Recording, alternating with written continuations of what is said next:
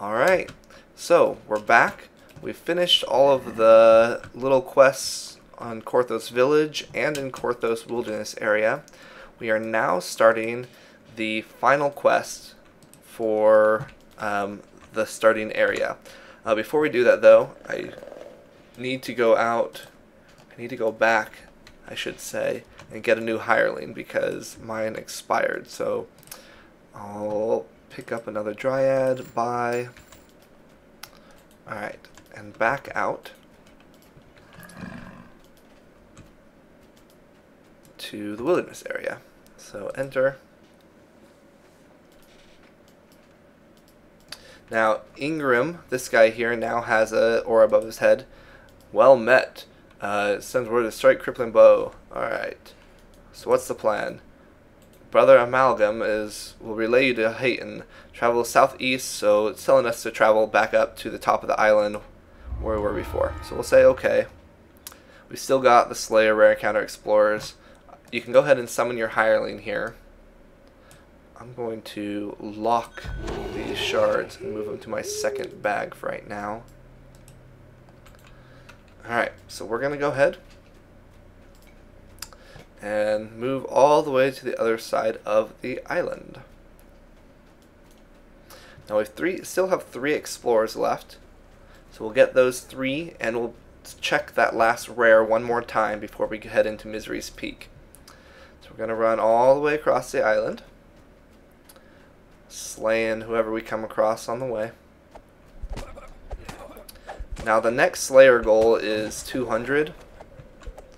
And once you hit 200, then you'll have 400, and then you'll have 750 as the final Slayer goal.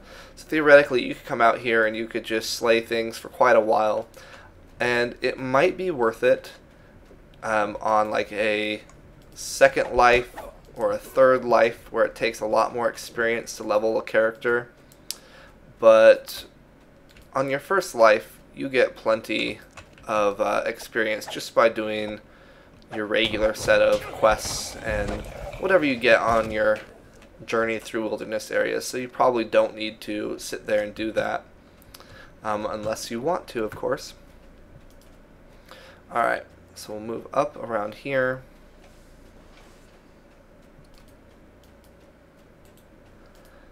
Now we'll take this bridge up here. If you were coming out here for the first time, you could drop down here, and that's the river where that one quest is, and you could find possibly one of the rares there. We'll go across here. Oh, what's sauce? Whenever you hear that, it means something saw you and might be coming for you. I don't know where it is. So we're going to come up this way. So this path. You might encounter some ice spiders around here. I'm going to take this little shortcut on the path. Not shortcut, but second path. If you come up here, this ramp will take you up to the aqueduct, and if you run all the way to the end, you'll see a rat. You want to go there for the explorer. This broken structure once formed an elaborate aqueduct that channeled water across the island. And this is one that a lot of people miss, or they forget to grab it while they're out here. And then there's another explorer down here in this camp. You come across a makeshift camp. So this guy is a vendor. You can talk to him. He'll trade. You can ask him why he's out here. What do you have for sale? All those things. But he just has the same stuff as in the village. So you probably won't need to do anything if you've come outside. Then there's Amalgam. Talk to him. Ready to meet him top Misery's Peak? Yes. So when you say yes, you should follow this road up to Misery's Peak. But like I said, we're going to check that other rare real quick. So I'm going to show you one of the, I'm sure many of you guys have found things like this before if you've played games. You can slide down mountains and it lessens the damage that you take. So I'm going to slide down this mountain here. And we won't take as much damage. And look at that, here's the third rare. This is a pretty good run. Alright, so now we have all of the rares. Open the chest. Engraved ring. Oh, we had one of those before. I sold it. I'll take it anyway, sell it again. But now, of course, we have to run back around this way and take out some of these people. That's okay. Not that big of a deal.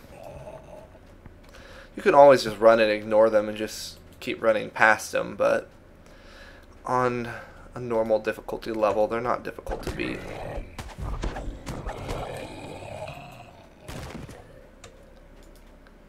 Alright, this guy will notice us. Come on.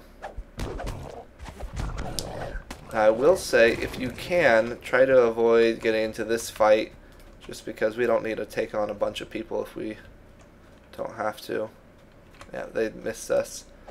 There may be some ice spiders here to fight. There's a couple. You can see it up there in the background. You can see the dragon flying around, which is kind of fun. Alright. So now up here to Misery's Peak.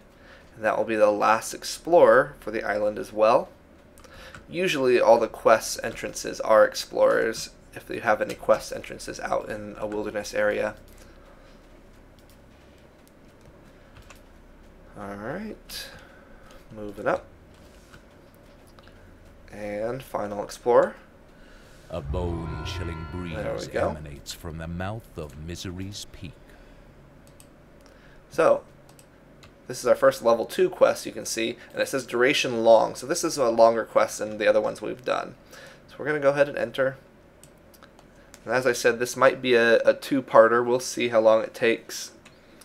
Trying to keep these episodes fairly about 20 minutes or so. Alright, so we'll run in here. We need to learn Hayton's plan. Here.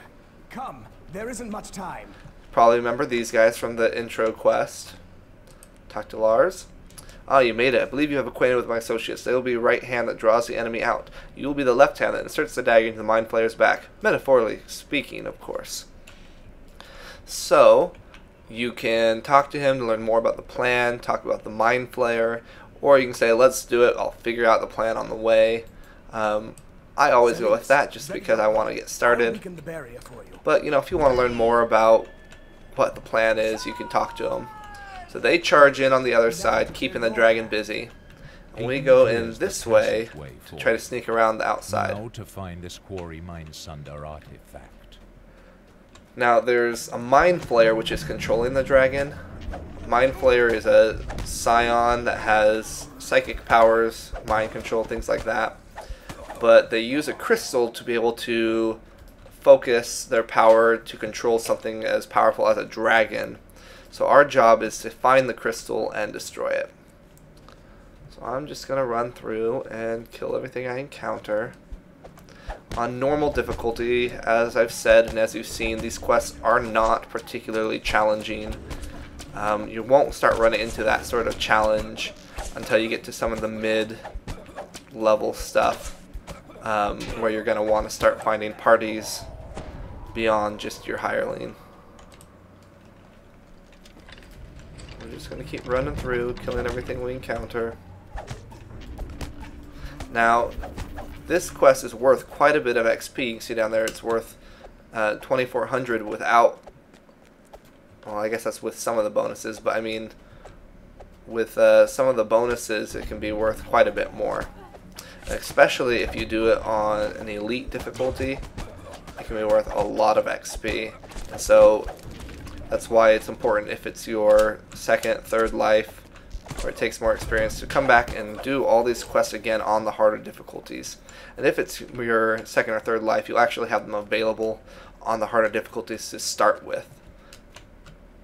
So here's your first shrine if you need it. We do not.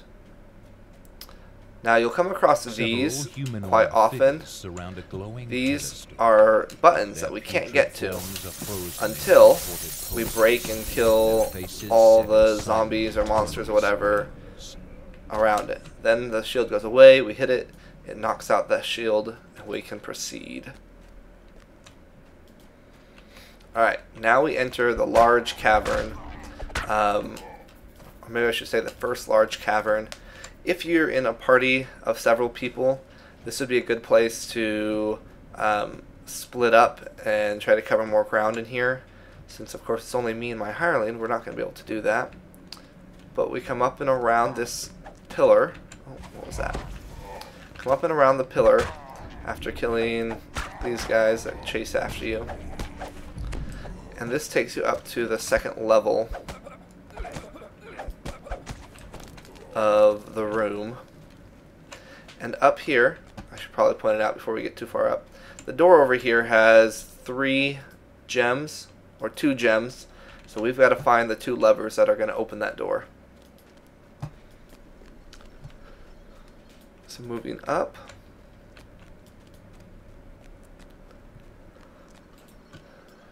Now, we can't go that direction, so we come over here, and there's another one that's buttons. Kill the zombies. Takes down that shield, so we can proceed. Now, there's a lot of ice spiders up here, so if you've got a fire weapon handy, you'll want to probably use it. There's another button shield, so you could go up that way, but I'm going to come over here to this button shield and open it up, because the doors that have the levers are all blocked by shields that you're going to have to find the buttons to unlock. There's another ice spider. There's another ice spider. Now I think the ice spiders will just continuously spawn. So I mean, you could sit there and farm kills with the ice spiders, but you don't have to. So you either go back up to the first one, or come over here to this ramp. I don't think it matters too much. Let's go over to... Let's wait for the spider. Come on. Let's go over to that first ramp. Another spider. Come on. So we'll go up the ramp. More spiders. Why did you jump down? I was coming up to you. Alright. So you can see how there's that green line there. That means that the green door should be unlocked. But we gotta go across this way, so we'll go around this way.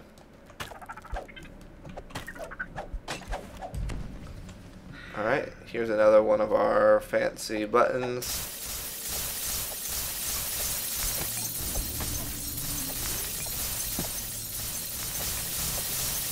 Alright, come on. Another zombie, another zombie. Hit the button. Now that one hits that, unlocks this purple one here. So let's go over here. Get out of my way, hireling. Backspace. You. Yes, pick up the starter potions. Okay. So we can go into this door now. Now this one got a shrine here and the first lever.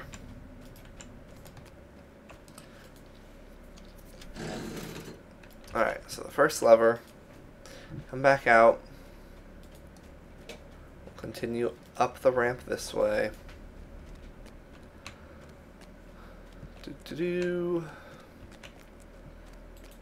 And this takes us to the third button. So break, kill the zombie, break. Silver pieces. Ooh. Kill the zombie, kill the zombie. Hit the button. And that gives us the yellow door. Continue over here and down the ramp.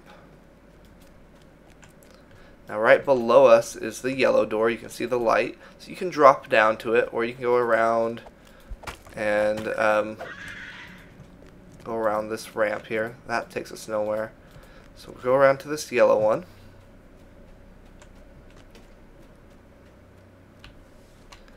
And in the yellow one should be the second lever. Now, we said we only needed 2 levers, but there are 3 doors that have opened. So what's in the third door, you ask? Signal crystal activated. You hear the stone door at the base of the cavern rolling open. So we could go all the way down and just move on from here. But if we continue over this direction to the third door, there is a mini boss that we can fight, and we can get a treasure chest and some extra experience. So it's worth doing. So we'll go ahead and come over, fight Frostbite. With a fire weapon, as I said, it becomes much easier. Thunder. Gain some not insubstantial XP from that, almost a little more than 600 there. Loot. I'll come over. Now, you can go all the way around the ramps again. Or, we got that feather cloak earlier. I'm going to double click on it. I cast Featherfall on myself for 30 seconds, and I can just jump. And I'll float slowly down. There's the door that we need. I'll call my hireling. She falls down. And we can just proceed right through the door. Pretty neat. So go ahead and continue down around here.